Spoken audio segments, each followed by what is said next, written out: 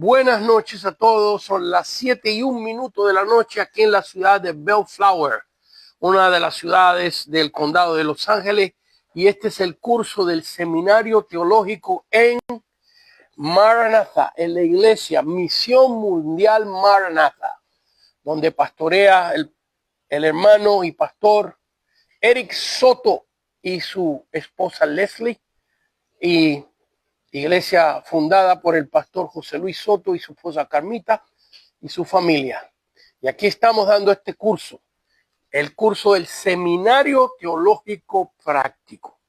Este es el libro que utilizamos, esta es la portada, esta es la parte de atrás del libro, este es el gruesor de este libro. Y aquí en este libro hay 3 años de estudio. 3 años de estudio. Usted puede adquirir este libro en Amazon o en eBay. Seminario Teológico Práctico. Escrito por mi persona, el pastor Aquiles Acosta. 14 años de mi vida me tomó preparar este material para que las iglesias que no pueden ir a un instituto bíblico por trabajo, por finanzas, por distancia, por lo que sea, el pastor tenga una herramienta para instalar su propio instituto bíblico. Así que, hermano pastor, hermano líder, si usted es un líder en su iglesia, sugiérale a su pastor instalar su propio instituto bíblico. A mí siempre recomiendo que el pastor lo haga, porque en este caminar no es solo transmitir el conocimiento, hay que transmitir la visión que cada uno de nosotros tenemos, que Dios nos ha dado. Dios a cada uno de nosotros nos ha dado una visión, un ministerio. Hay iglesias que se enfatizan, por ejemplo, en el evangelismo, otras en la alabanza, otras en la liberación, otras son más un poquito de todo el ministerio de Dios. Entonces el pastor transmite la visión que Dios le ha dado, y usted, pastor, puede transmitir el conocimiento. Aquí lo tiene, ya tiene todo el material listo. ¿Cómo se hace esto? Como en Argentina, en México, en El Salvador, en Cuba, en muchos lugares están utilizando el libro. ¿Cómo recomiendo yo? Esto es como lo recomiendo, para que usted no se cargue demasiado, pastor. Una de las cosas que los pastores me dicen es que ya estoy muy ocupado para yo instalar el seminario. Bueno, escoja uno de sus mejores líderes y que él instale en su iglesia el instituto bíblico. 3 años, y ya después la gente, cuando se gradúen, pueden ir a otros institutos y seguir estudiando, porque en este caminar estudiamos toda la vida la palabra del Señor. Pero ¿cómo se hace esto, pastor? ¿Cómo lo recomiendo yo? ¿Cómo lo estoy haciendo? O yo, como usted me ve, mire, ¿qué hago yo? Tomo una clase, usted empieza desde el libro, la primera clase, la estudia. Ahí tiene los versículos, las explicaciones, agarra su Biblia, la estudia. En la misma hoja del libro usted hace sus notas. Si quiere utilizar otros libros también le agrega, y ya tiene la clase preparada. Una clase a la semana, la estudia, se la da a sus estudiantes. Y la semana que viene, otra. Una semana a la clase. Porque eso es importante para que los estudiantes también estudien. Cada clase tiene una prueba. Ya está escrita la prueba. Todo lo que el estudiante tiene que hacer es venir a hacer la prueba o hacerla en casa y traérsela, para que usted se asegure que estudió bien la palabra del Señor. Así que hoy estoy explicando más de la cuenta con relación al libro. Pero también, si usted es una ama de casa y sus hijos le dicen: mami, yo voy a la iglesia y ahí oímos en la casa, en la clase, que Cristo viene y que eso se llama el rapto, el arrebatamiento de la iglesia. ¿Y qué es eso? Y usted, hermana, nunca ha preparado un estudio. Pues busquen el libro, el estudio de la venida de Cristo, el rapto de la iglesia. Usted agarra su Biblia, usted lo estudia, sienta a sus hijos, ahí aprovecha, sienta a su marido también, sienta a su primo, invita a su mamá, a la abuelita, invita al tío, al entenado, y ahora usted tiene en su familia un estudio bíblico. Y si Dios te usa, si tú ayunas, si tú oras, si tú le pides al Señor que te prepare bien, Dios te usa. Y ahora te dicen: ¿y por qué no hacemos esto una vez a la semana? Ah, y usted dice, pero ¿cómo hay yo clase una vez a la semana? No se alarme. Ahí tiene 3 años de clase.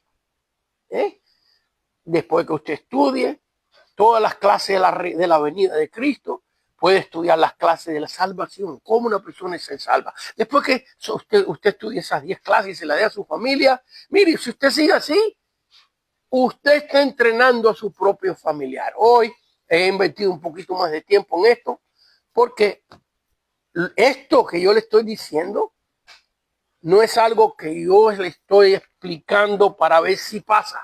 No, este librito lleva ya 45 años desde que empezó dando vueltas, y lo que le estoy diciendo lo he visto pasar docenas y docenas y docenas de veces. Una ama de casa que no tiene mucho estudio, pero que quiere enseñar, que siente el fuego de Dios, pero no sabe cómo preparar los estudios. ¿Ya los tienes listos?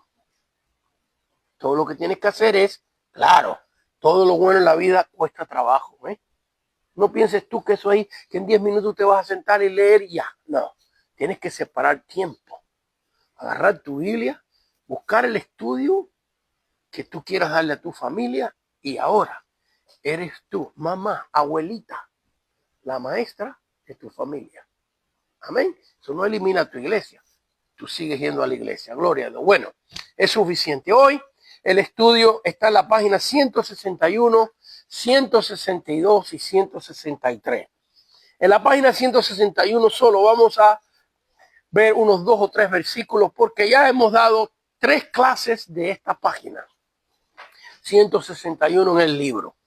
Ya vimos cómo en los tiempos de Cristo, el mismo Cristo citó el Antiguo Testamento, citó el libro de los Salmos, citó los libros de Moisés, citó los libros de los profetas. En otras palabras, cuando Cristo estuvo en vida, encarnado, Emmanuel, Dios con nosotros, ya el Antiguo Testamento, tal y como lo tiene usted en su Biblia y lo tengo en la mía, ya estaba completo. Dimos 5 clases de cómo se formó el Antiguo Testamento. Usted la puede buscar en YouTube. ¿Dónde la puede buscar? ministerioaquilesacosta.com. ministerioaquilesacosta.com. Para los que están en la clase también, todo el curso ya está grabado. Usted lo puede conseguir ahí gratuitamente, free. ¿Cómo han cambiado las cosas? Antes, si usted quería un curso de esto, tenía que comprar los CDs. Tenía que comprar las grabaciones. Hoy en día está todo gratis en YouTube.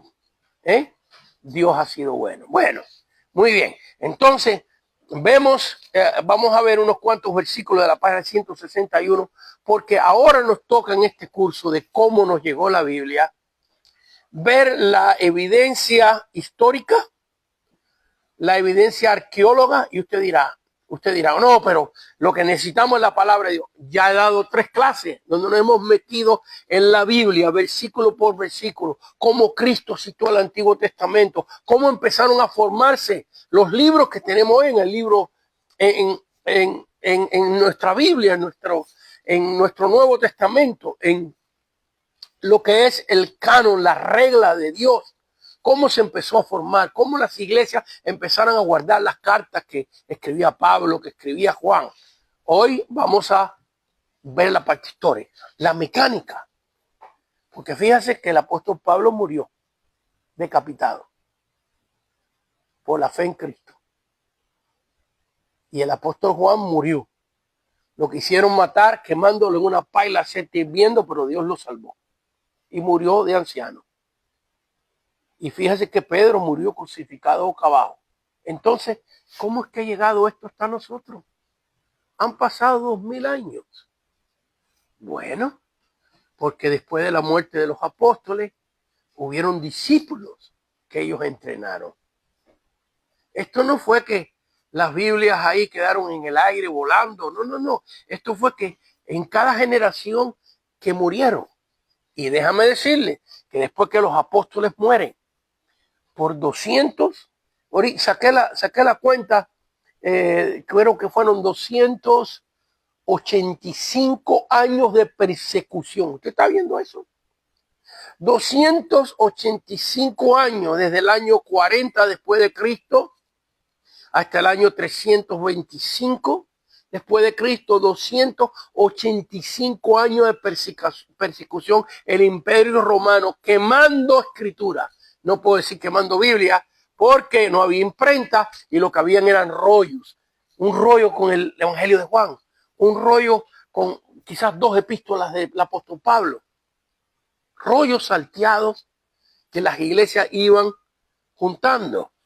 Y 285 años llevando a los cristianos a las arenas, diferentes arenas del Imperio Romano, echándose a la fiera, quemándolos vivos, persiguiendo a la iglesia. Entonces las generaciones que vinieron después de los apóstoles sufrieron.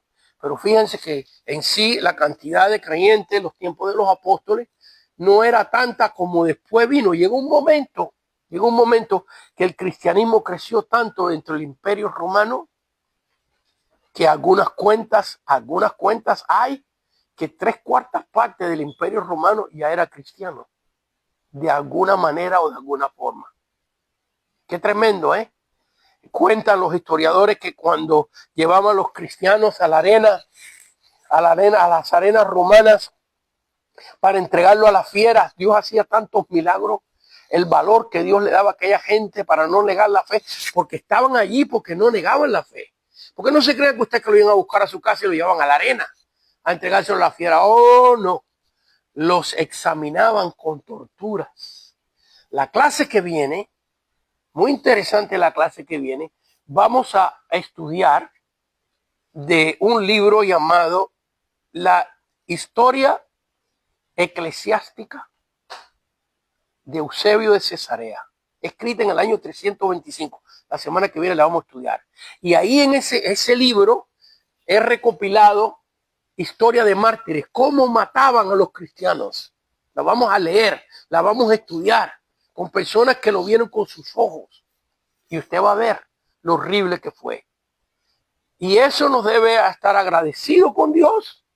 Nosotros agradecidos con Dios, que no tenemos que sufrir esas cosas. Es más, que a la clase le digo, en esta sección que estamos, cómo nos llegó la Biblia, léanse. ¿Algunos de ustedes la han leído? La parte de los mártires, levante la mano los que lo han leído.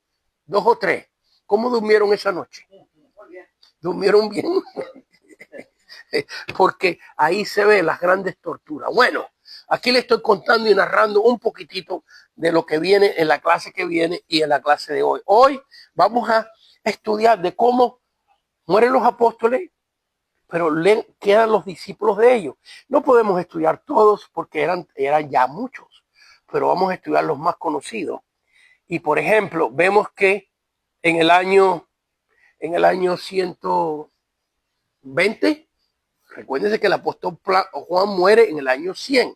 Es el último apóstol que es martirizado y muere en el año 100 aproximadamente. En el año 130 vemos a un discípulo de Juan llamado Policarpo. Y él escribe y sus cartas existen.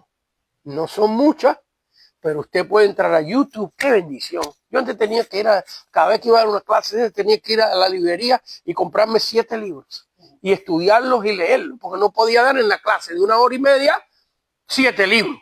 Entonces tenía que leer todos los libros y sacarle la esencia para poder dar la clase. Y ahora usted puede entrar a YouTube. Yo quiero leer la carta de los Corintios que escribió Policarpo. Y ahí está. Y usted va a ver que está leyendo el apóstol Pablo. Está leyendo al apóstol Juan, está leyendo al apóstol Pablo. Ahí no hay doctrina falsa, ahí no hay equivocación. Esta es la primera generación después de los apóstoles. Y luego vamos en la clase de hoy ver algunas notitas de ellos para motivarlo. Yo me recuerdo cuando estaba en el Instituto Bíblico de la Asamblea de Dios, 45 años atrás, mi profesor, el doctor Dean González, yo no sé si él está vivo todavía o no, por un tiempo, por muchos años fue pastor acá, en el área de Los Ángeles, y después se fue para el estado de Seattle, y me recuerdo cómo en las clases de teología, él mencionaba estas cositas, porque las clases de teología ni siquiera entraba en la historia de la iglesia. Y esas poquitas cosas que él decía me motivaban a mí a ir a estudiar. Así que yo sé que todos ustedes no van a hacer eso, pero a algunos de ustedes voy a llegar y a algunos de ustedes los voy a motivar para que vean lo que esta gente pasaron y sufrieron.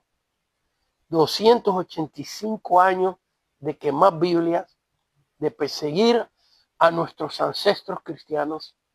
Algunos de ellos tenían sus doctrinas extrañas, fíjense, porque vivían en otras culturas y en otros ambientes, pero tenían muy buenas revelaciones, muy buena doctrina, muchos de ellos. Y después de eso, hermanos, vamos a ver, muere Policarpo quemado vivo, sin negar la fe. Luego vamos a ver un discípulo de él, Ignacio, ya viene siendo una tercera generación. Y vamos a ver que tanto Policarpo citó en sus cartas, usted las puede buscar y leerla usted mismo y va a ver que está citando la misma Biblia que usted tiene. Si Policarpo en el año 130, esto es antes del concilio de Nicea, Policarpo está citando el libro de Juan y está citando Juan 3:16, y usted va a su Biblia y lee Juan 3:16, eso quiere decir que desde el año 130 después de Cristo hasta el día de hoy, la palabra de Dios no se perdió. Porque si lo que él escribió es lo mismo que usted tiene aquí, Dios la conservó. ¿Entienden? Y en el estudio de hoy estoy dando una introducción para que vean qué es lo que vamos a hacer. Por ejemplo, muere Policarpo quemado. Ahora viene un discípulo de Ignacio. Ignacio, discípulo de Policarpo, escribe ya cerca de los años 200 y está citando la misma Biblia que usted tiene. Eso quiere decir que del año 130, desde el año aproximadamente 180, donde vivió Ignacio, ¿y sabe cómo murió Ignacio? Devorado por las fieras en Roma. ¿Usted cree que un hombre que está dispuesto a ser quemado y no negar la fe, otro que está dispuesto a que lo... ¿Sabe lo que hacía Ignacio en el camino a Roma? Esto le va a sonar como una exageración y está arrestado y le escribe una carta, si no me equivoco, a los romanos y les dice, cuando me toque mi turno en la arena, si los leopardos y los leones no me quieren atacar, como ha pasado con muchos, yo los voy a motivar que me ataquen. Ese calibre de hombre, eso le puede sonar a usted extraño o mal, pero pasó. Y nos muestra a nosotros que ese tipo de hombre no va a torcer la palabra de Dios. El que está dispuesto a hacer eso, un torcedor de la palabra, un mentiroso, un hipócrita, cuando te enseñan, hermanos míos, el pichón del león nada más, no el león completo, el puro cap, ¿cómo se dice? Un león chiquitito, ¿cómo se dice? Un cachorro de león te lo enseñan nada más. El hipócrita, el mentiroso, ahí la canta toda. Estos hombres, que son nuestros ancestros en la fe, dieron sus vidas y muertes horribles. Y así, vamos a ver cómo a través de los siglos, cada vez que hacían un hueco en la India, cada vez que hacían un hueco en Alejandría, Egipto, otro por allá por Marruecos, y aparece un pedazo del libro de Romanos. Y digo un pedazo porque no hay muchos manuscritos completos, los hay, pero no hay muchos. Pero hay un pedazo de aquí, y un pedazo de allá, y un pedazo de tal lugar. Y si este pedazo es la India, y el pedazo es Marruecos, y el pedazo en el sur de España, en Andalucía, y el pedazo en Grecia, están diciendo lo mismo, y es lo mismo que usted tiene, eso quiere decir de que Dios cuidó su palabra. Démosle un aplauso a Cristo. Amén. Muy bien. Vamos a entrar ahora a las notas, lo que ustedes tienen, lo tienen en el libro, lo tienen en sus hojas, la vamos a ver, pero vamos a la página 161, para ver un par de versículos nada más, porque ya todo esto lo hemos estudiado, está en YouTube, usted lo puede buscar, o ministerioaquilesacosta.com. Muy bien, muy bien. Nos vamos al número Romanos 3, donde dice, los apóstoles mandaban que sus escritos se repartieran, circularan y se guardaran. Esto lo estudiamos ya la clase pasada, pero nada más para tener un punto de arranque bíblico. Colosenses capítulo 4, versículo 16. Colosenses 4, 16. En otras palabras, lo que estamos tratando de probar aquí es que Cristo autorizó a sus apóstoles a escribir. Y los apóstoles autorizaban a las iglesias donde ellos mandaban sus cartas que se copiaran y se distribuyeran por el mundo entero. Colosenses capítulo 4, versículo número 16. ¿Ok? Vamos a ir un poquitito más atrás. Vemos aquí que el apóstol Pablo está saludando a ministros del Señor en Colosenses capítulo 4. Vámonos al versículo 12 para que veamos. En el saludo estamos viendo que Pablo está saludando a ministros. Entonces, hay veces que leemos esto y no captamos algo, que ya hay una gran multiplicación de ministros que van a quedar en la tierra, que van a seguir enseñando la palabra de Dios. ¿Qué tiene que ver eso con nuestra clase? Que esta gente escribía, que se mandaban cartas unos a los otros, a sus familiares, a la iglesia, hablándole de Cristo. Por ejemplo, si usted huyera en estos tiempos donde no hay celular, no hay radio, no hay teléfono, no hay carro, no hay aviones, no hay helicóptero, no hay nada, pero hay cartas, y usted es cristiano, y usted ama a Dios, ¿le escribiría a usted cartas a sus familiares? Supongamos que usted vive en Grecia y que usted tenga un familiar en la ciudad de Córdoba, sur de España. ¿Le escribiría a ese familiar hablándole de Cristo? ¿Qué usted cree? ¿Le escribiría versículos bíblicos? Usted tiene un rollo, usted no tiene una Biblia. Usted tiene un rollo, a lo mejor el Evangelio de Juan nada más. ¿Le escribiría usted, mira, lo que escribió el apóstol Juan? ¿Y le escribiría el versículo bíblico? ¿Sí o no? Levante la mano, o digan que sí, o digan ay, aunque sea. Amén. Claro. Entonces, esto porque usted tenga una idea, la gran multiplicación que hubo de la palabra de Dios en el mundo entero. Entonces vemos aquí, os saluda Epafras, el cual es uno de vosotros, siervos de Cristo. Así que vemos aquí que Pablo, que está posiblemente en Roma, tiene a Epafras, que es de Colosas. ¿Qué hacía Epafras allí? ¿Qué ustedes creen que hacía? Estaba entrenándose para el ministerio con el apóstol Pablo. Venían discípulos de todos lugares. Vemos que Lucas andaba con Pablo. Vemos que Timoteo andaba con Pablo. Vemos que Silas andaba con Pablo. ¿Qué estaba haciendo Pablo? Entrenando una nueva generación para el futuro. Entonces vemos aquí, menciona todo esto. Siempre rogando, encarecido por vosotros en sus oraciones, para que estéis firmes, perfectos, completos en todo lo que Dios quiere. Porque de él doy testimonio de que tiene gran solicitud por vosotros y por los que están en la Odisea y los que están en Hierápolis. ¿Qué vemos aquí? Que ya hay iglesia en estos lugares. ¿Qué vemos aquí? Que Pablo los conoce. ¿Qué vemos aquí? Que hay ministros. Cada vez que Pablo llegaba a una iglesia, predicaba, se convertía en la gente, las personas que el Espíritu Santo le mostraba se unían al team de Pablo. Iban para la otra ciudad y seguían con él. Y así como Pedro lo dejó todo para estar con Cristo 3 años, esta gente dejaba todo para entrenarse en el ministerio. Os saluda Lucas, versículo 14. ¿Quién es Lucas?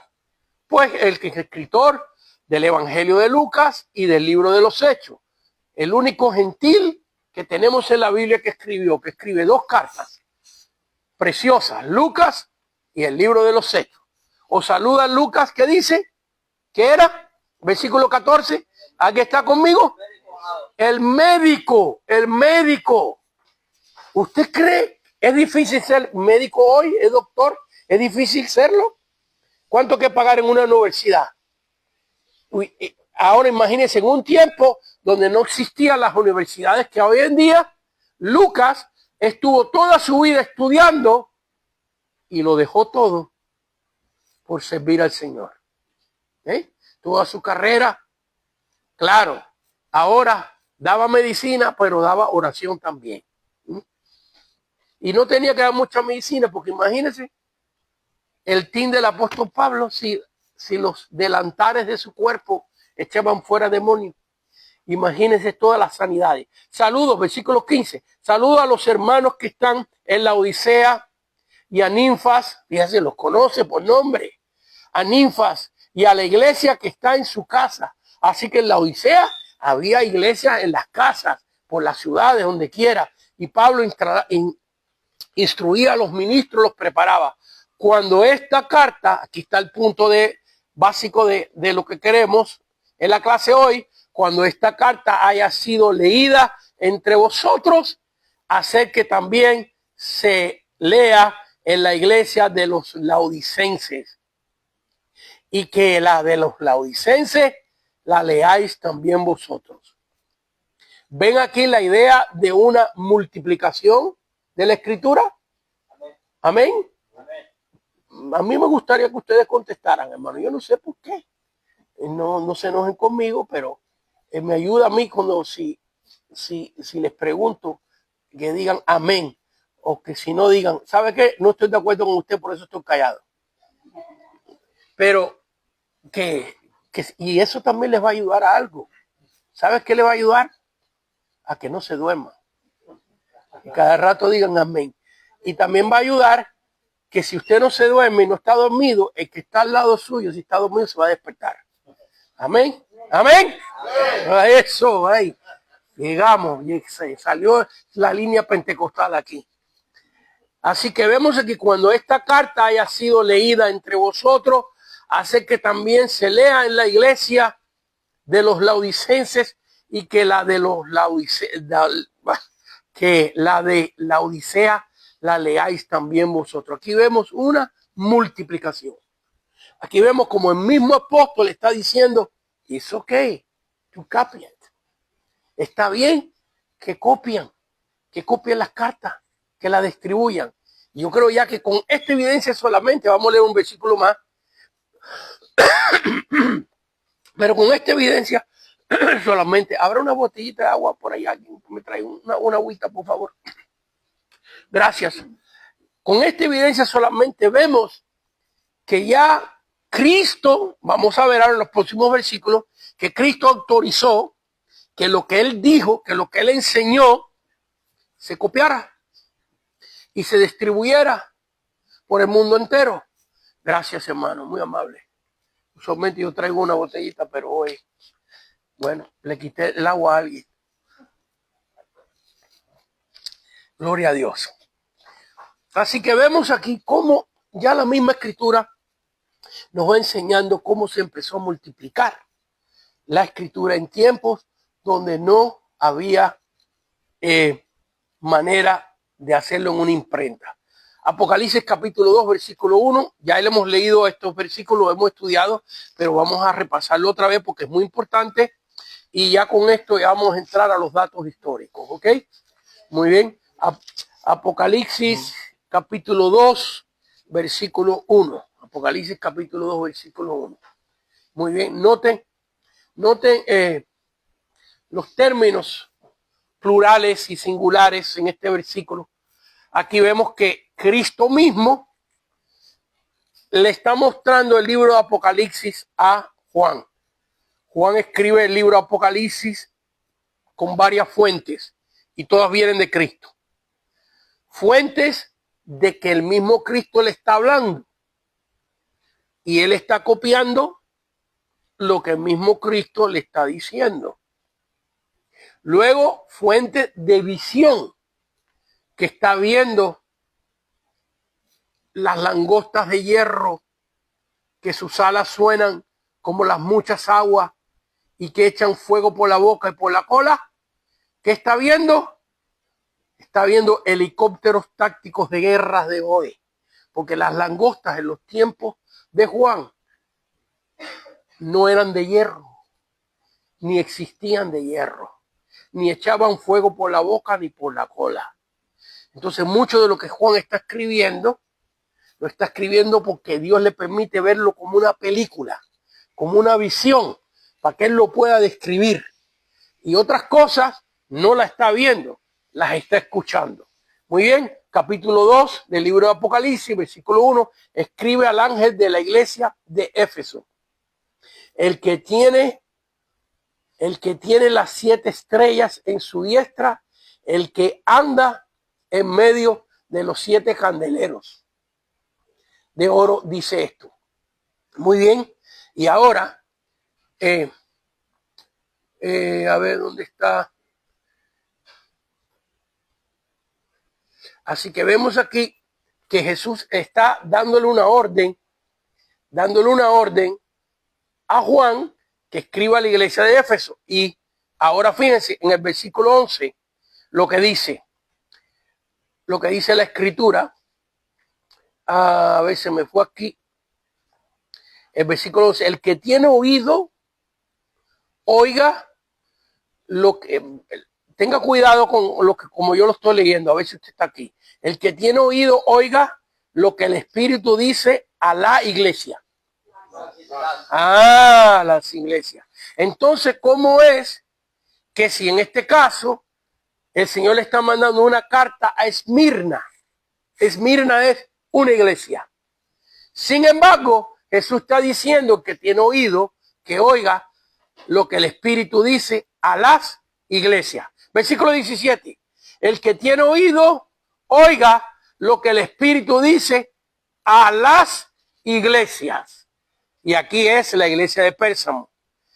Y para no seguirle, en las 7 iglesias hay una carta dirigida a la iglesia, como hemos visto. Miren, versículo 8, escribe al ángel de la iglesia. Le está mandando una carta a la iglesia, pero luego le está diciendo que el que tiene oído que oiga lo que el Espíritu dice a las iglesias. ¿Qué nos está indicando ahí? Nos está indicando que las cartas que se escriben a cada iglesia individual, Dios no la está mandando solo a esa iglesia, sino la está mandando para que todas las iglesias la lean y la escuchen. Entonces ahí vemos con toda claridad una gran repetición de lo que Dios ordena o lo que Dios quiere que se haga. Otra vez en el capítulo 2, versículos 1 y 7, el que escribe al ángel de la iglesia de Éfeso, escribe al ángel de la iglesia de Éfeso. Y luego que le dicen en el versículo 7, el que tiene oído, oiga lo que el Espíritu dice a las iglesias. Así que le está diciendo a la iglesia de Éfeso, agarra esta carta y cópiala 6 veces más y mándala a las iglesias. Y cada vez que una iglesia recibe eso y lee a las iglesias, entonces la iglesia de Córdoba, España, dice, esto no es para mí nada más, esto es para las iglesias. Pues se la voy a mandar a la iglesia que está en Marruecos. Y se la voy a mandar a la iglesia que está en Checoslovaquia, etcétera, etcétera, etcétera. Y así empieza una multiplicación que no hay diablo ni imperio que la pueda parar. Ok, un dato histórico muy interesante, para mí interesante y para algunos de ustedes lo va a hacer. Hubieron ciertos mecanismos que las iglesias heredaron de la cultura hebrea, ciertos mecanismos de cómo copiar las escrituras. Porque ¿cómo hacían los hebreos para copiar las escrituras? Porque se copiaban. En cada sinagoga había un Antiguo Testamento completo. ¿Quién los copiaba? El eunuco llegó a Jerusalén siendo etíope, siendo eunuco, Hechos capítulo 8, y compró un rollo de las escrituras. Y en cada casa hebrea trataban de tener, por lo menos, si no todos, algunos libros de las Escrituras. ¿Por qué era tan difícil? Porque todo se tenía que hacer a mano. ¿Se recuerdan cuando leemos los evangelios que la Biblia dice, nos habla de los saduceos? ¿Quiénes eran los saduceos? Los saduceos en los tiempos de Cristo específicamente eran levitas, eran los que estaban en el templo, eran los sumos sacerdotes, eran los que tenían todo el control del movimiento del templo. Los saduceos. ¿Quiénes eran los fariseos? Fariseo podía ser cualquier persona. Pablo era fariseo. Podía ser cualquier israelita de cualquier tribu que sintiera el deseo de hacerse un fariseo. ¿Quiénes eran los fariseos? ¿Cuál era su trabajo? Venían siendo los maestros de las sinagogas. Para que tengan una idea, como un pastor hoy. El fariseo era el que estaba al frente de las sinagogas. Todo esto tiene que ver con cómo nos llegó la Biblia. Porque toda esta gente necesitaba estudiar las escrituras. Y para estudiar las escrituras tenían que tenerlas escritas en un rollo. Entonces tenía que haber una multiplicación. Y hay muchas cosas aquí que pudiera comentarles, pero al grano, a lo más interesante.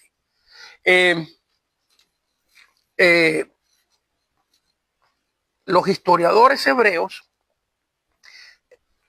especialmente algunos de ellos, nos dan la historia de cómo los escribas. ¿Han ustedes leído ese término en la Biblia? A ver, levante la mano los que la han leído. Escribas. ¿Por qué se llamaban escribas? Porque eran los que escribían la escritura, es obvio. Pero no todo podía ser escriba. Fíjate que una persona puede ser fariseo, pero no todo el mundo puede ser escriba. Porque, por ejemplo, yo soy predicador, llevo 50 años de cristiano y 49 predicando, pero si usted me pone a escribir a mí, mi gramática es horrible. Las faltas de ortografía en inglés y en español. Algunas veces me da pena escribir en Facebook porque digo, ¿es B de vaca o B de boy? ya ni siquiera en español. B de burro. Porque para nosotros, ¿es de vaca o es de boy? Digo yo de burro. Porque para nosotros es Spanglish. Y lo que yo escribo se está leyendo en España, se está leyendo en Latinoamérica, se está leyendo en Argentina. Y allá son gente educada. Es mucha gente que se ha preparado bien en la gramática. Y ya yo llegué al punto que digo, que piensen lo que quieran, pues. ¿Ve? Porque ¿qué puedo hacer? Entonces, lo que quiero decir es que aunque hay una persona que sea un buen orador, un buen predicador, no necesariamente puede ser un buen escriba. Los escribas eran los israelitas más educados en la palabra de Dios y en la historia. Josefo, el historiador judío, nos da una historia muy interesante de qué hacían los escribas. Aquí les va. Cerca del templo de Jerusalén había un edificio. Es más, que tengo el versículo bíblico por acá. ¿Dónde es que lo tengo? Ya va a aparecer ya. Ya aparece, lo tenía por acá el versículo bíblico. Aquí está, Mateo 23.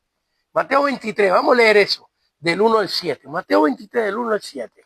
Porque tiene que ver mucho con lo que le voy a contar y tiene que ver mucho con cómo las escrituras se multiplicaron.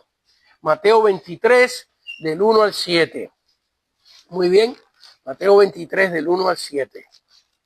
Ok, leemos. Dice, en la cátedra, el versículo 1 es suficiente. En la cátedra de Moisés se sientan los escribas y los fariseos. ¿Usted está entendiendo ahí? Dice que se sientan. ¿Qué significa eso? Que había un lugar donde se sentaban, ¿verdad? Y ese lugar era una ¿qué? ¿Qué dice? A ver, dígalo un poquito alto, hermano. Es una cátedra. Era un lugar que estaban los escribas.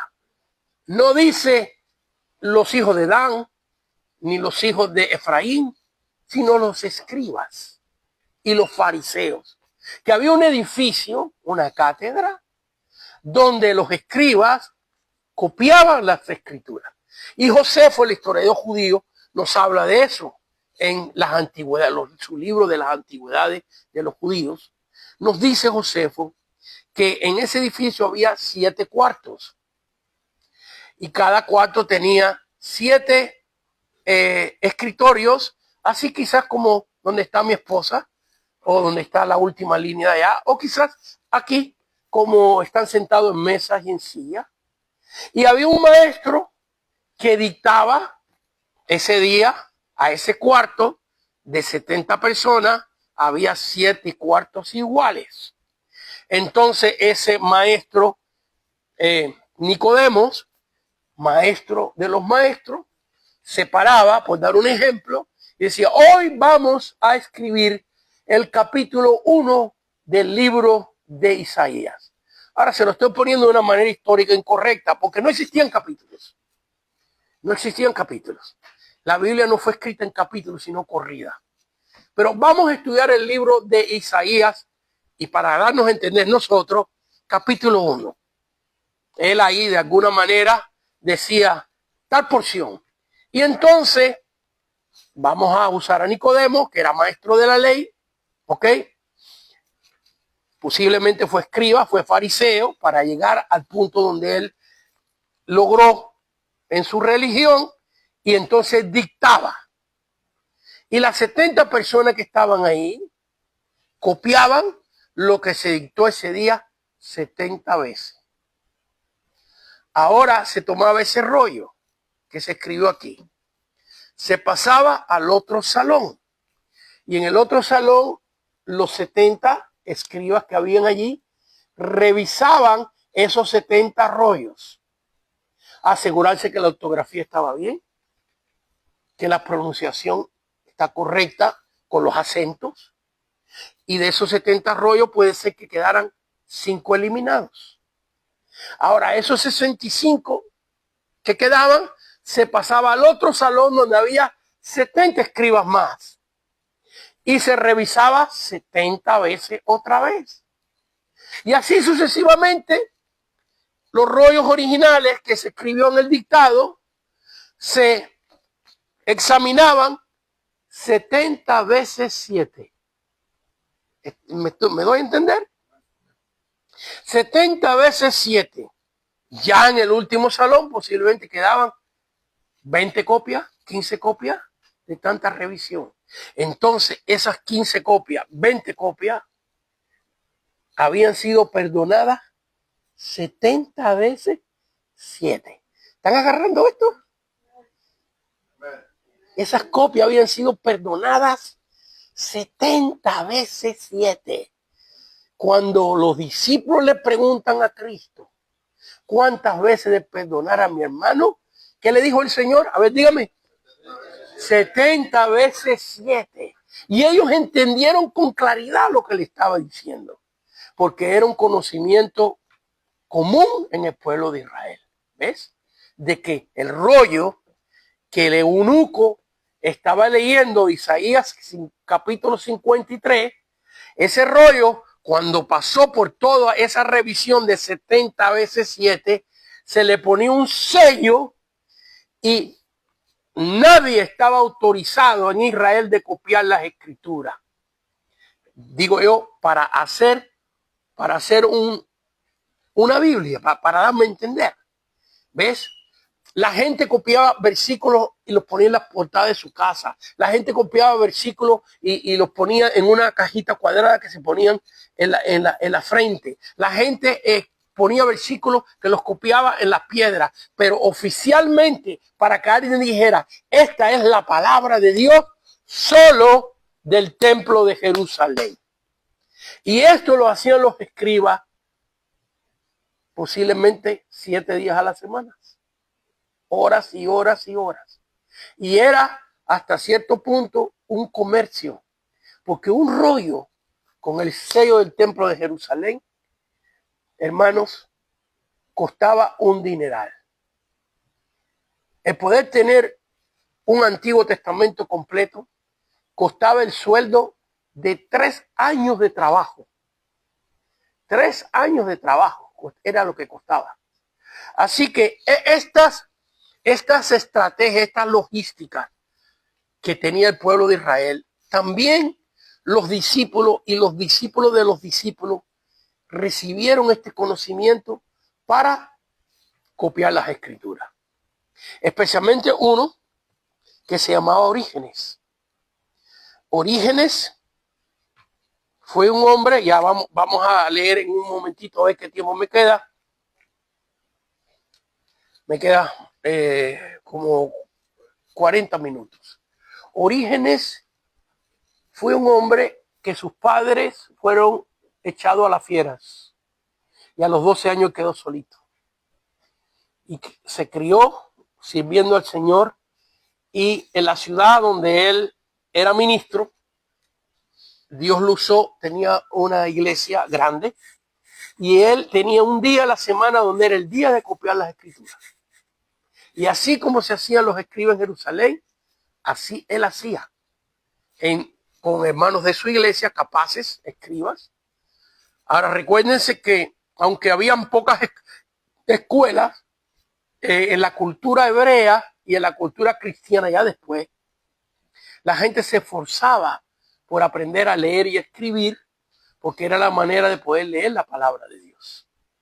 El pueblo hebreo era uno de los pueblos más educados en lo que es cuestión de leer y de escribir y de ciencia y de sabiduría que había en el mundo entero. Porque desde niñito les enseñaban en la sinagoga a leer y escribir para que ellos pudieran leer la palabra de Dios. Y mucha de esta herencia fue transmitida en el pueblo cristiano. Así que, así como en Jerusalén se copiaba y se distribuían las escrituras, así también empezaron los maestros cristianos a hacer para que la palabra del Señor corriera por el mundo entero. Un dato histórico muy interesante. Y ahora sí, nos vamos a la página 162 y nos vamos a meter en datos históricos, datos que usted mismo puede confirmar. Que bueno, hermano, estamos en tiempos donde usted puede decir, wow, esto que el maestro enseñó, yo quiero saber si es verdad. Y usted lo puede ir a confirmar en YouTube. Así que vemos aquí algunas pruebas históricas de la circulación de las escrituras. Muy bien. Policarpo. Cuando usted lee la iglesia de Esmirna en el libro de Apocalipsis, ese ángel ahí, ese pastor, es Policarpo, discípulo del apóstol Juan.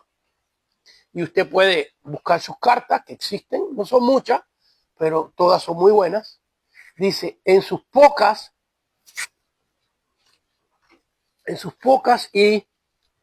y cortas epístolas, da cita de los 4 evangelios y de casi todo el Nuevo Testamento.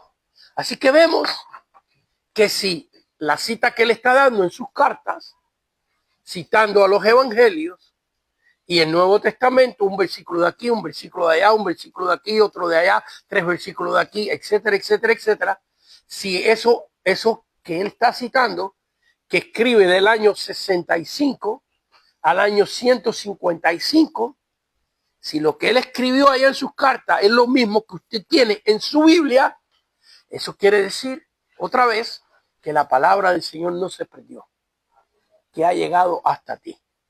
Muy bien, Irineo. Fíjense que aquí vamos subiendo los años, del 65 al 155, del 130 al año 200. Irineo, discípulo de Policarpo, que en sus escritos menciona todos los libros del Nuevo Testamento y los reconoce como la Escritura. Así que vemos aquí que ya una tercera, bueno, sí, Irineo viene a ser una tercera generación de los apóstoles, una tercera generación de Cristo, un bisnieto espiritual de Cristo. Vemos aquí que está citando del año 130 al año 200, en sus cartas está citando los mismos evangelios que usted tiene. Entonces hay gente, hermano, yo a veces le digo, tengo que lucha mucho para no enojarme con algunas personas. Porque dicen cosas, cada barbaridad. No, Eusebio de Cesarea en el año 325, allá en los tiempos de Constantino, se inventó los evangelios. Bueno, hubiera sido fácil de probarlo, ¿verdad? Que se los inventó. Cuando Policarpo lo que escribe es diferente a lo que Eusebio escribió. Cuando Ignacio lo que escribe es diferente. Orígenes escribe y es diferente. Pero como es lo mismo, entonces Eusebio no se inventó nada. Pero lo curioso es que lo que a mí me molesta de personas así es que dicen eso y nunca han leído una carta de Eusebio. Ni saben quién es. Simplemente está repitiendo lo que le dio a otro decir. Que posiblemente tampoco ha estudiado ni los libros de Eusebio, ni lo que escribió Eusebio, sino que oyó a otro y está repitiendo también. ¿Ves? Es muy diferente cuando usted lee a esta gente y usted ve sus convicciones y usted ve la historia de lo que tuvieron que pasar por no negar al Señor. ¿Ves?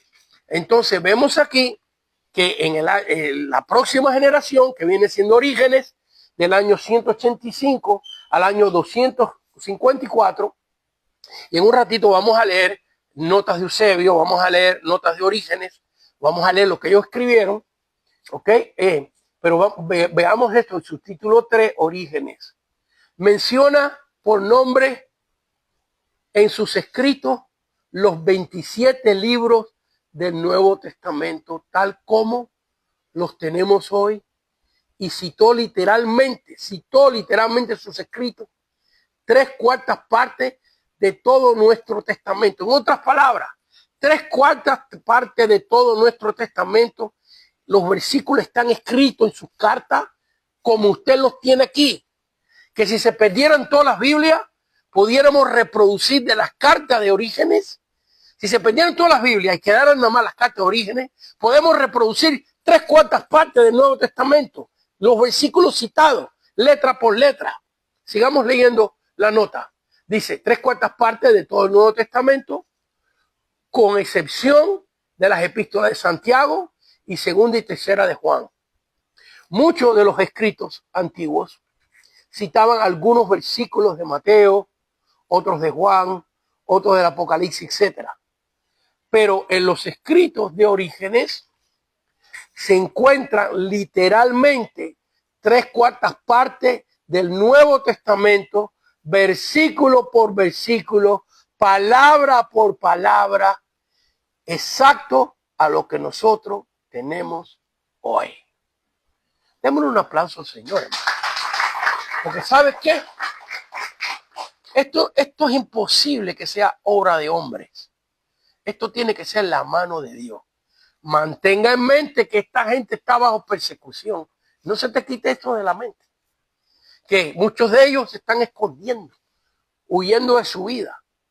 En los libros de los padres de la iglesia está la historia de Orígenes. Y Orígenes es un niñito de 12 años. Y están llevando a su padre y a su madre a la arena para echarlo a las fieras. Y Orígenes está dentro de la multitud, señalándole a papá y a mamá y diciéndole: papá y mamá, no se preocupen de mí, séanle fiel al Señor. ¡Wow! Cuando uno lee estas cosas, solo Dios, hermano, solo Dios las pudo hacer. Ahora, yo he leído las cartas de Orígenes y es bueno decir esto también. Esta gente que vivía en una cultura diferente a la nuestra, algunas cosas de las que ellos escribieron, a mi opinión, están erradas, y algunas cosas que hicieron también.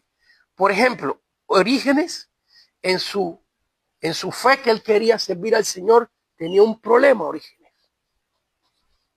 Y el problema era que era mujeriego, que le gustaba mucho las mujeres. Y el hombre luchaba con eso. ¿Sabe lo que hizo?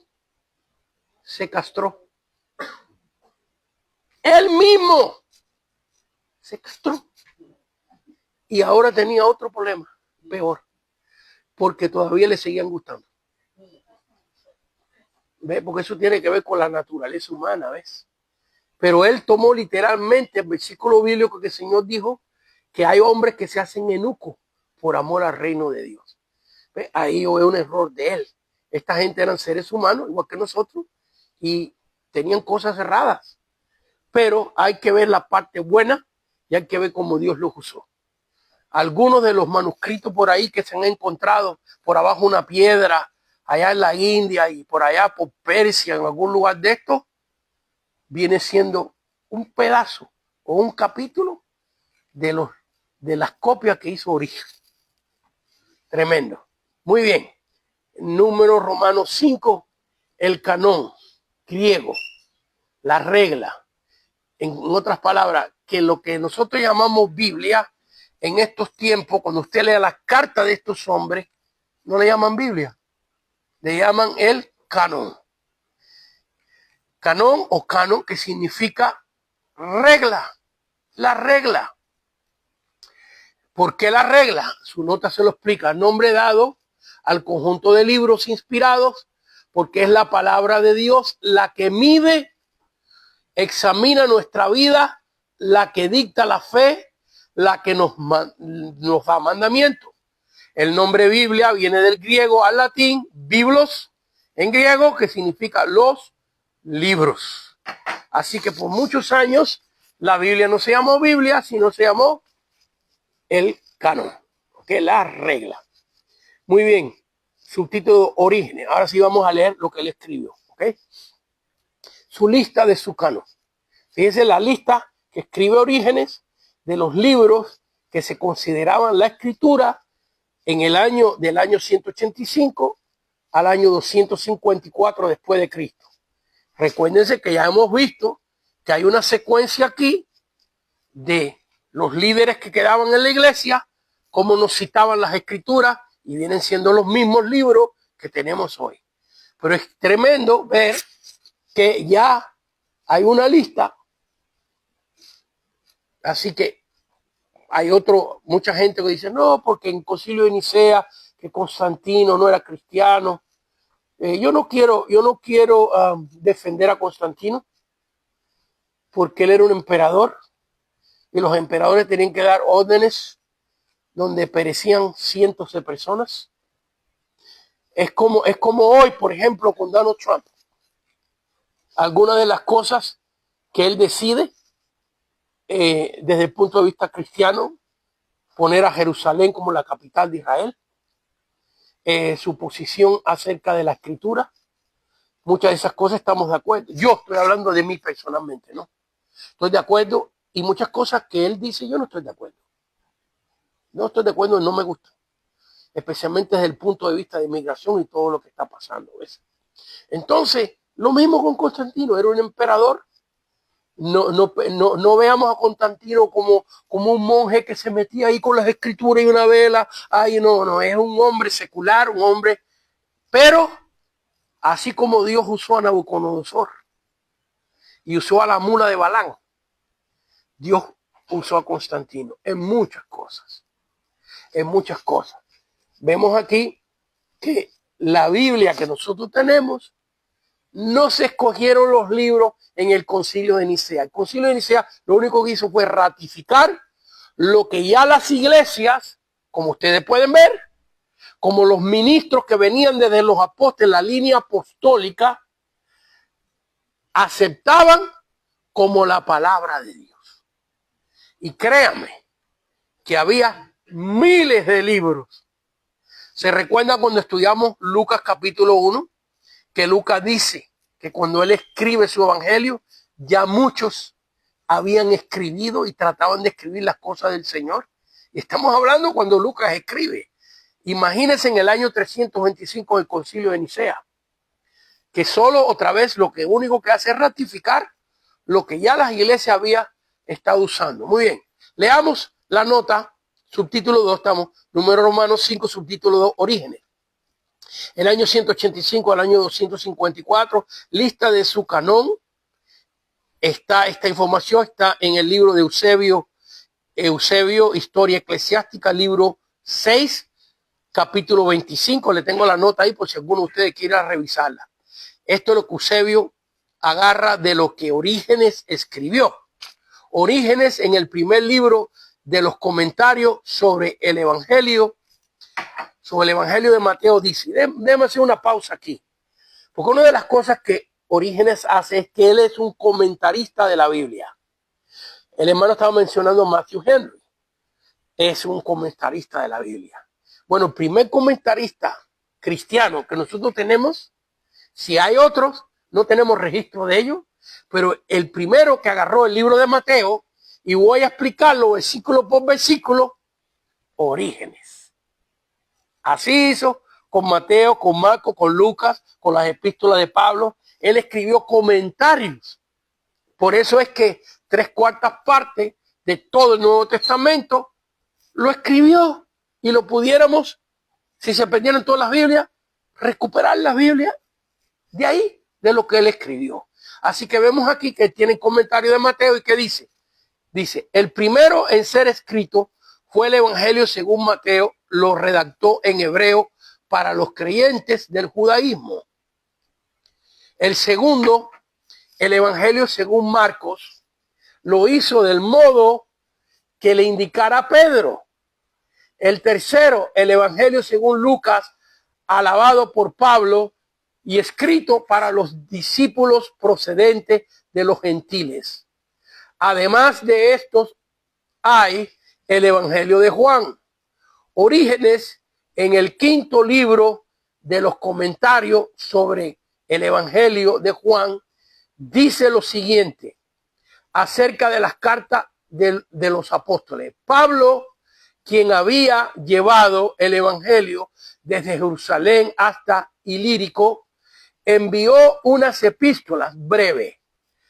Pedro dejó una epístola, también la segunda, acerca de Juan, dejó un evangelio, también escribió el Apocalipsis, dejó también una epístola de poquísimas líneas y una segunda y una tercera. Así que vemos aquí que él está citando en este año las mismas cartas que nosotros tenemos en la Biblia. Y fíjense que estamos viendo una secuencia de años para que veamos cómo Dios, en medio de una persecución horrible, donde te costaba la vida si te agarraban con un libro de la Biblia, vemos cómo Dios conservó estas cosas. Gloria a Dios. Muy bien. La letra B dice, para el año 200 ya había un canón de Nuevo Testamento bien establecido con los 4 evangelios, las epístolas paulinas, las de Pedro y los escritos de Juan. Así que ahora veamos la otra nota en el subtítulo 3. Eusebio, el año 260 al año 340. Lista de su canon. Eusebio, Historia Eclesiástica, libro número 3, capítulo 25. Le estoy dando la cita. Usted puede conseguir la Historia Eclesiástica de Eusebio. Yo la tengo, la he leído varias veces. Eusebio dice, habiendo llegado hasta este punto, ya es hora de dar una lista de los escritos del Nuevo Testamento. Primero, los evangelios. Fíjense que al decir los evangelios, no está diciendo Mateo, Marcos y Lucas. ¿Por qué? Porque ya todo el mundo, a la iglesia sabía cuáles eran los evangelios ya. ¿Ves? Segundo, por los hechos de los apóstoles. Y fíjense que van en el orden que nosotros tenemos. Las epístolas de Pablo. Las epístolas de Pablo. Primera epístola de Juan, así como la de Pedro, el Apocalipsis de Juan, conocido por la mayoría, son las llamadas epístolas de Santiago, la de Judas y la segunda de Pedro y las que llaman segunda y tercera de Juan. En los templos de Eusebio, ya para el primer concilio de Nicea, en el año 325, había un canón de 27 libros que formaban el Nuevo Testamento. Así que vemos aquí que Eusebio no pudo haber inventado los evangelios porque 100 años antes Orígenes los está citando. ¿Ok? Y Orígenes los pudo haber inventado porque años y años antes vemos que Ignacio los está citando. Y Ignacio no los pudo haber inventado porque años y años y años los está citando Policarpo. Así que hay un cuidado que Dios ha tenido progresivamente de todo esto para que nosotros tengamos la palabra del Señor. Subtítulo 4, Tercer Concilio de Cartago, el año 397. Fíjense que como cada rato se reúnen, cada rato confirman esto. Déjenme ir un poquito al Concilio de Nicea. Otra de las cosas que a mí me molesta, trato ya no de enojarme. A principios, años y años atrás yo me enojaba mucho, porque había gente que dice, no, porque el Concilio de Nicea fueron unos paganos, ahí empezó la Iglesia Católica. Y yo cuando oigo digo, qué clase de ignorancia, Dios mío, decir una salvajada como esa. Y eso lo están diciendo que gente que no ha leído nunca el Concilio de Nicea, nunca ha leído las cartas de Constantino y nunca ha entendido que la Iglesia Católica Apostólica Romana empezó en el año 1054. ¿Ve? Porque cuando la gente dice, esa es la Iglesia Católica, se está refiriendo a la Iglesia Católica Apostólica Romana. Pero la Iglesia Católica Apostólica Romana no existía en el Concilio de Nicea. Había una iglesia que era desde Jerusalén hasta Roma.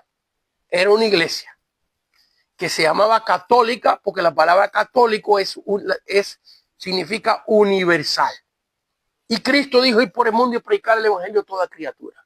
Pero cuando esa gente dice que Constantino inventó la iglesia católica, se están refiriendo ellos a la Iglesia Católica Apostólica Romana de hoy.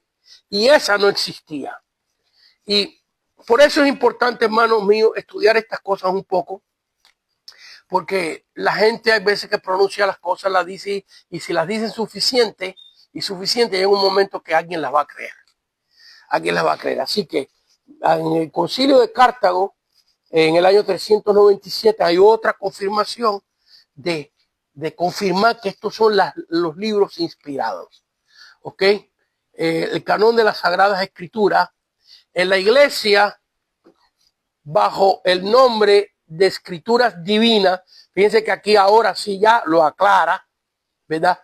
Las escrituras canónicas son 4 libros de los evangelios, un libro de los Hechos de los Apóstoles, 13 cartas de Pablo el apóstol, del mismo una de los Hebreos, 2 de Pedro, 3 de Juan, una de Santiago, una de Judas y el Apocalipsis de Juan. El Concilio de Cartago lo único que hizo fue reconocer las escrituras que todo el mundo cristiano ya aceptaba y usaba como la palabra de Dios. No es la iglesia que tiene autoridad sobre las escrituras para escoger y desechar, sino es la escritura la que tiene autoridad sobre la iglesia. Es la predicación de la escritura o el evangelio que trae salvación a las almas que componen la iglesia. Sin evangelio no hay iglesia. Gloria a Dios. A ver, quiero darle los puntos. Esto no lo tienen en sus notas. Si lo quieren anotar, ahí en la página 162 tienen un espacio. O si no lo quieren anotar, cuando uno estudia el Concilio de Nicea y llega a la parte donde ellos están debatiendo acerca de cuáles son los libros que las iglesias deben de aceptar como la palabra de Dios, qué criterio, qué guidelines, qué requisitos. Ok, a ver, en el Concilio de Nicea había 400 presbíteros, obispos.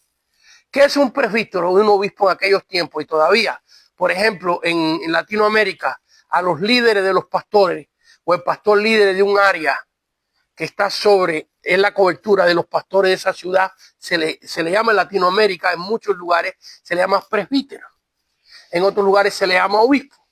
Bueno, había 400 obispos había 500 ministros y había 600 escribas. En otras palabras, escribiendo todo lo que se decía. No había imprenta. Todos los datos del Concilio de Nicea. Y hay unas cartas que escribieron esos escribanos donde están los requisitos que se utilizaron para ratificar y confirmar lo que ya se tenía por 285 años como la palabra de Dios. ¿Ok? Estos son los requisitos. ¿Ok? Muy bien. Otro detallito, es que se me vienen las cosas de tanto que no todo lo tengo en mis notas, pero me recuerdo de cositas muy interesantes. Noten que estos 1000 y pico ministros, 400 obispos, 500 pastores, 600 escribanos que eran ministros también, estos 1000 y picos son la gente que salen de la persecución. Por ejemplo, allá había uno de aquellos obispos llamado Ocio. Ocio nos representa a nosotros, fíjense, porque Ocio vino de Córdoba, España.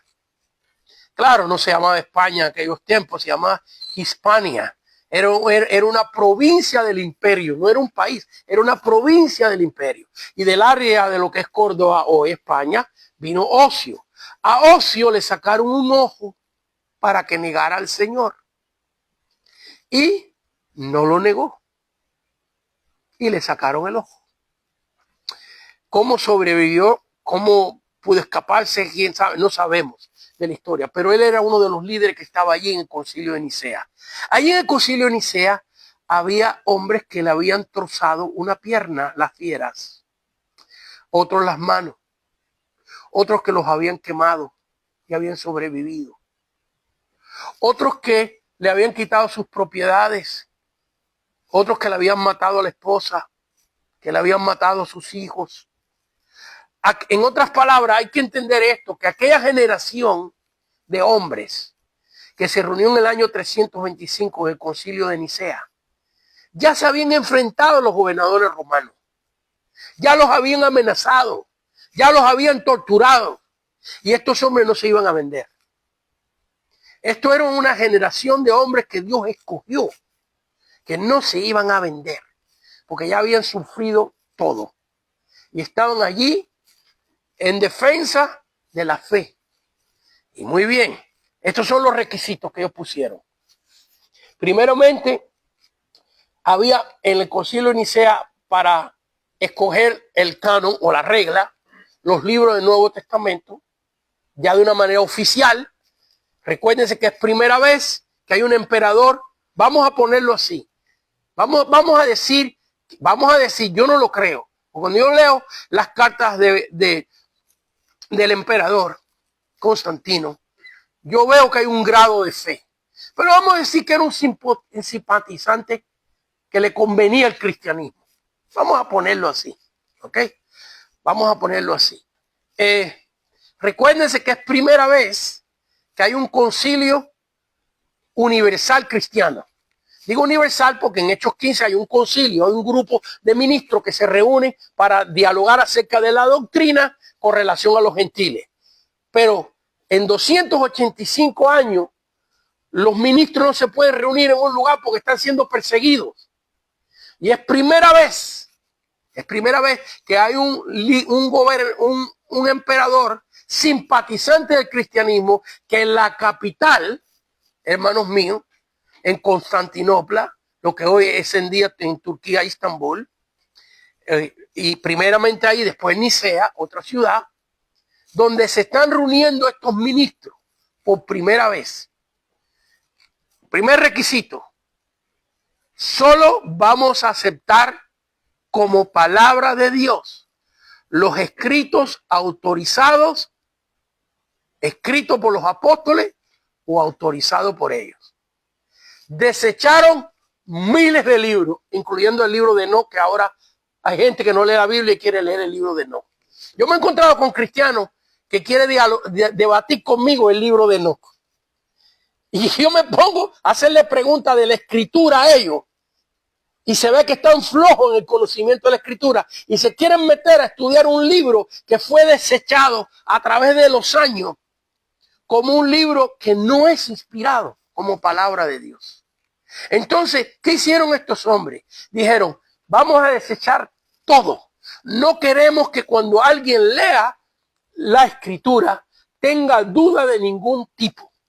Vamos a escoger solamente los libros que escribieron los apóstoles, que hay evidencia que las iglesias lo aceptaron como los escritos de los apóstoles o autorizados por los apóstoles, que es el caso de Marcos y el caso de Lucas, porque ni Marcos ni Lucas son apóstoles, pero estuvieron con los apóstoles. Y ya vemos acá en los escritos que hemos leído de Policarpo, Ignacio, Orígenes, que Marcos escribe bajo la supervisión de Pedro y Lucas bajo la autorización del apóstol Pablo. Entonces, todo lo demás quedó desechado. Luego, el otro requisito, que los libros que se escogieran tenían que ser conocidos por las iglesias fundadas por los apóstoles en los últimos 285 años de persecución romana. En otras palabras, solo las iglesias fundadas por los apóstoles, los libros que esas iglesias usaban fueron admitidos como la palabra de Dios. Aquí viene el otro requisito. Los que cuando se leían o se enseñaban producían salvación, cambios en las vidas, sanidades y milagros. Así que estos libros que nosotros tenemos por 285 años fueron probados, hermanos míos, que se leían en las iglesias y las almas se salvaban. Que los ministros, los predicadores, cuando predicaban de esto, había un testimonio, un respaldo de Dios, una unción de prodigios y milagros que seguía a la predicación y aún a la pura lectura de la escritura. Así que ahí están los requisitos. Así que Constantino, terminando el concilio de Nicea, ordenó a Eusebio de Cesarea a que se ocupara en copiar 50 Biblias. Vamos a llamarle así ahora Biblia, para darme a entender. Y Eusebio copió 50 Biblias. Claro, esto no fue en 2 días, ¿no? Tomó mucho tiempo, escogiendo los escribas, copiando los manuscritos, y de esas 50 Biblias que él copió, fueron distribuidas en diferentes lugares, en las iglesias principales del Imperio Romano, y hoy en día se conservan 2. Están uno en el Museo del Vaticano y otro en el Museo Británico. Ahí están estas 2 Biblias, que tienen los mismos libros que usted tiene.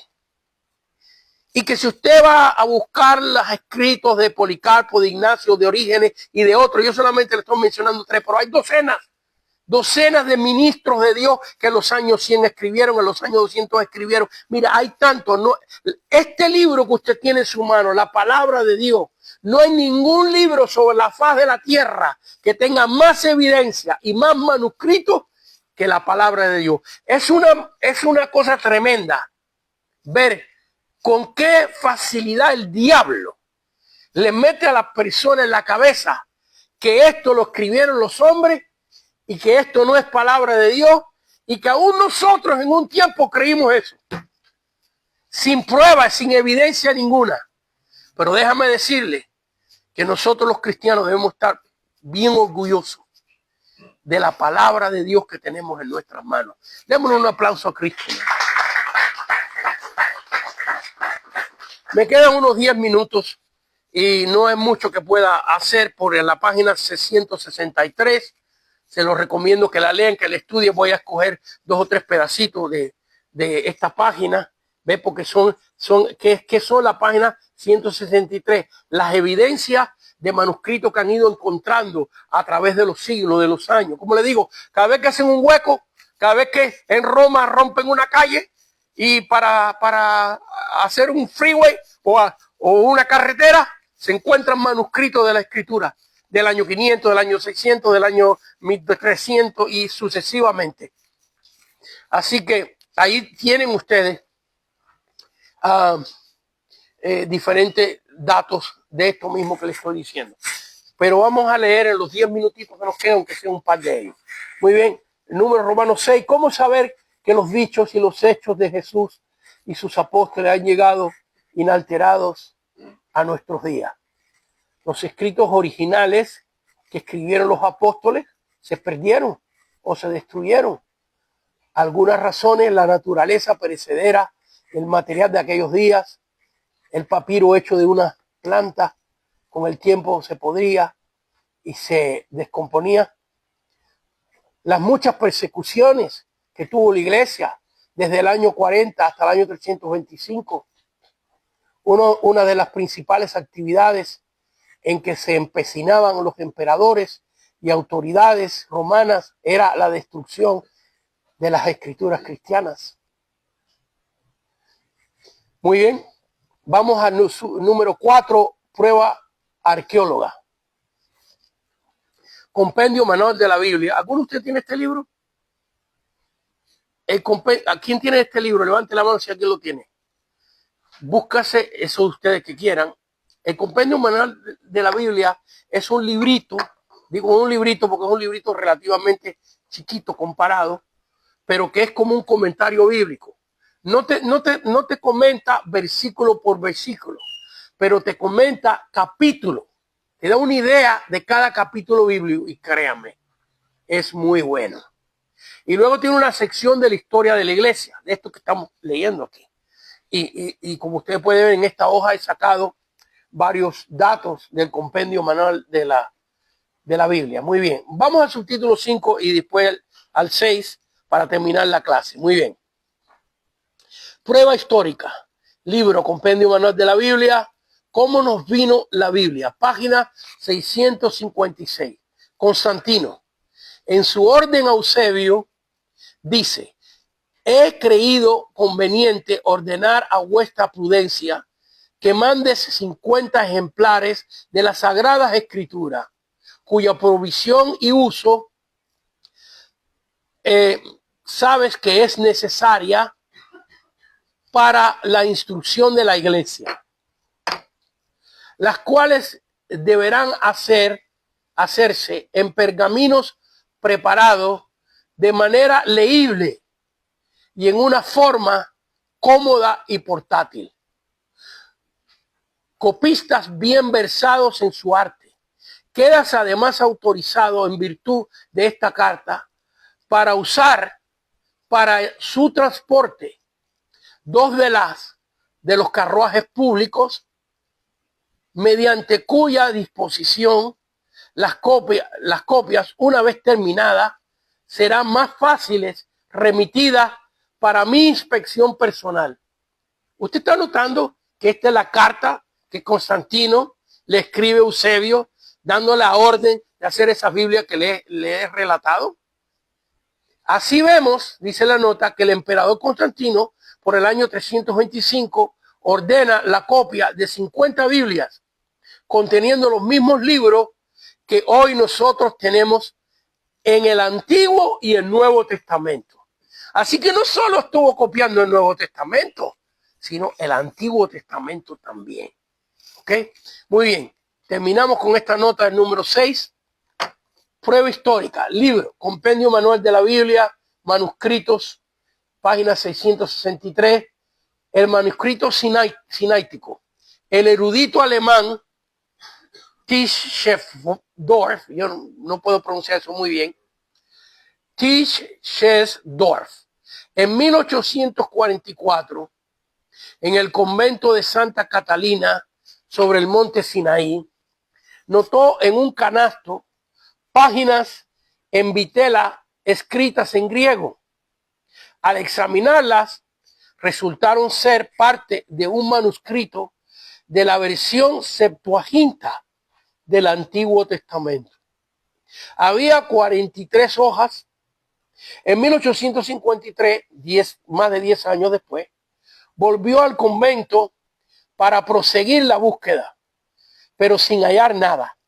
En 1959 volvió de nuevo. Mientras conversaba con el mayordomo, este dijo que tenía un ejemplar antiguo, el que trajo envuelto en una servilleta de papel. Era el resto del manuscrito que había visto 43 hojas 15 años antes. Al examinar sus páginas, se dio cuenta de que tenía en sus manos el más valioso de cuantos escritos existen. Contiene 199 hojas del Antiguo Testamento y todo el Nuevo. O sea, por todas 347 hojas de la mejor vitela y escritura en letra hermosa. Es el único manuscrito antiguo que contiene el Nuevo Testamento entero y parte del Antiguo Testamento. Este manuscrito está aprobado que es del año 300 al año 350. Y todos los eruditos están de acuerdo que es una de las copias hechas por Eusebio para Constantino. Se conserva en el Museo Británico. El manuscrito Vaticano. En el Vaticano, desde el año 1481, escrito en el año, desde el año 300 al año 350, después de Cristo, por supuesto, se cree que es otra de las 50 copias que hizo Constantino y copiado por la misma persona que el manuscrito sináctico. Se han encontrado más de 4,000 manuscritos del Nuevo Testamento o de parte del mismo, escrito del año 100 al año 1500. No hay ningún otro libro en la tierra que tenga más manuscritos que la Biblia, ni tantas pruebas arqueológicas. Un aplauso al Señor. Señor, te damos gracias en esta noche, porque tú has conservado esta palabra no para ti, sino para nosotros. Porque tú no tenías ni que escribirla, porque esta palabra es tu naturaleza, tu propio sentimiento, tu propio sentir. Pero esta herencia nos has dejado a nosotros. Y nosotros en el año 2025, en el mes de octubre, en el día 7 de octubre, tenemos en nuestras manos tu gloriosa y preciosa palabra, que tomó la sangre y la vida de muchos, miles y miles y miles de personas a través de la historia, que hasta el día de hoy están muriendo en la fe en Etiopía, en África y en otros países. Y nosotros aquí, gozando de este privilegio en paz, en tranquilidad, teniendo en nuestras manos en diferentes idiomas tu santa y gloriosa palabra, aún en diferentes versiones, para que las entendamos con más claridad. Gracias, Señor, por esta herencia. Es el regalo más grande que podíamos tener mientras que estemos en vida. Gracias, Señor, por la presencia de tu Espíritu Santo, que cuando esta palabra se predicó un día, esta palabra tocó nuestra vida y nosotros le dijimos que sí y que aceptamos como nuestro Señor y Salvador por el poder que tiene esta gloriosa palabra tuya.